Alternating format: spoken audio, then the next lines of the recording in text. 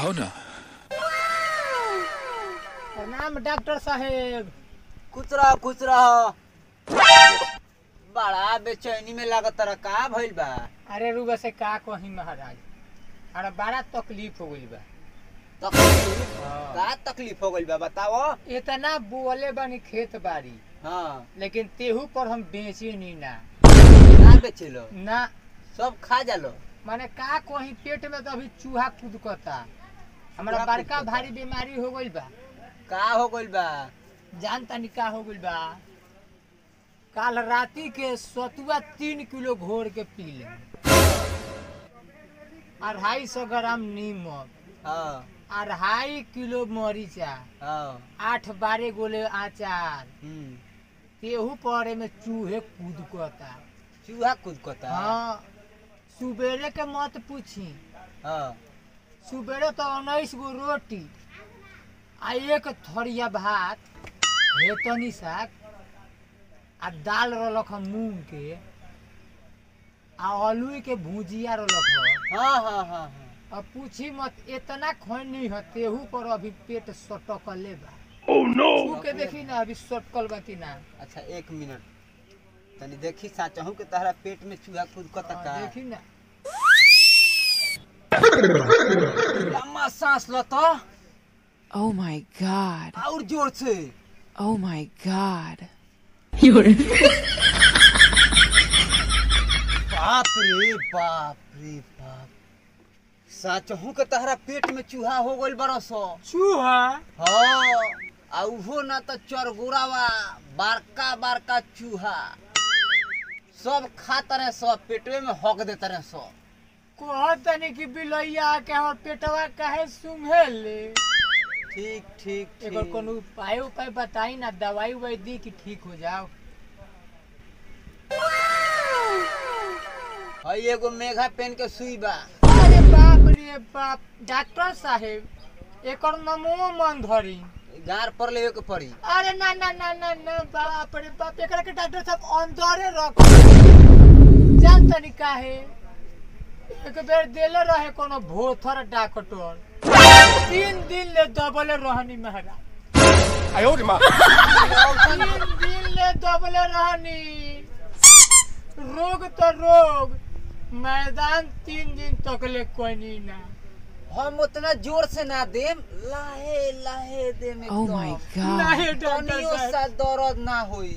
ना, चोरी रहे थी जन रोग हमारा बात रोगे रहे थी।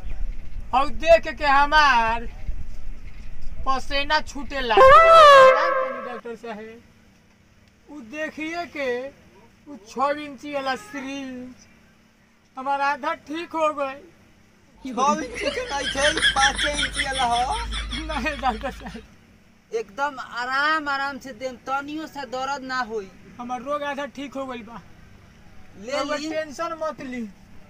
जानता नहीं हमार माई आज बनलक या मकई के भात हाँ आ माठा, तोन किए सक तो लेनी है कठरा में।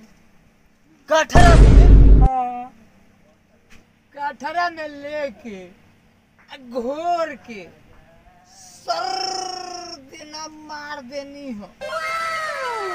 केहू पर देखी ना है अभी ले उठल नहीं के। तहार इलाज हमरा से ना होई, डॉक्टर के बॉस में नहीं खेऊ इलाज।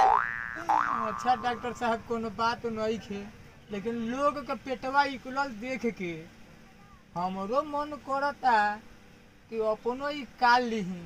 लेकिन हो 6 इंची वाला जौन सिरिंचवा देतनी नु, आज से 6 महीना पहले एक राम धरिया में दे देले रहे, देवे के कहीं और दे देले रहे कहीं और।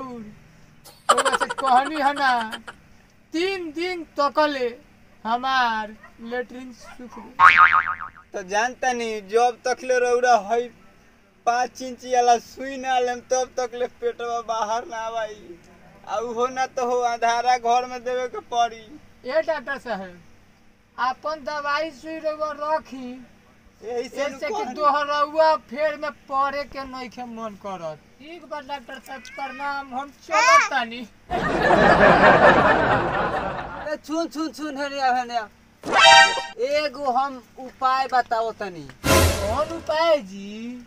तोरा पेटवा में चूहे न बा। हाँ, बड़ा कुछ के लोन तो सब। हरपुर बाजार पर से जाके हाँ आ एगो मुसमुआनी दवाई ले ली है आ 1 गिलास पानी में हाँ डाल के खूब बढ़िया से हिला के हाँ, आ पी ली है। सब तोरा पेट में के चूहा मर जी हो सब। ठीक कहतानी डॉक्टर साहेब। हे सिरिंचवा से सुइया लेला से बढ़िया उहे दवाइया ठीक बा। ठीक बा, एकदम बढ़िया सोचला बबुआ। 2 टाइम नानू पिए के पड़ी। एक टाइम में सब साफ हो जी है सब। सब मर्जी हंसन। हाँ हाँ, चलो तब तो ठीक है बा। अतना भूख ना लगी। ठीक बा डॉक्टर साहब। का भगवान, हम ना जानते रहने कि तू ऐसा ने ग्राहक भेजबो। बाप रे बाप, सुबेरे से तू ग्राहक आए 1 रुपया के बहनी बेटा ना भइल, अगरबत्तियों के दाम ना निकले दादा।